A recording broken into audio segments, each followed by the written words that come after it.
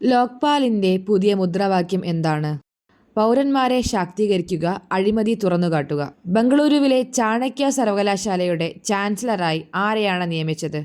S Somnath. തപാൽ വകുപ്പിന്റെ സേവനങ്ങൾ വേഗത്തിൽ മേൽവിലാസത്തിൽ എത്തിക്കുക എന്ന ലക്ഷ്യത്തോടെ ആരംഭിച്ച പുതിയ സംവിധാനം ഡിജിപിൻ. 2025 വിംബിൾഡൺ ചാമ്പ്യൻഷിപ്പിനായി പ്രഖ്യാപിച്ച ആകെ സമ്മാന ഫണ്ട് എത്രയാണ്? 73 മില്യൺ. 2025 നടക്കുന്ന അടുത്ത ICC വനിതാ ക്രിക്കറ്റ് ലോകകപ്പിന് ആതിഥേയത്വം വഹിക്കുന്ന രാജ്യം ഏതാണ്? ഇന്ത്യ.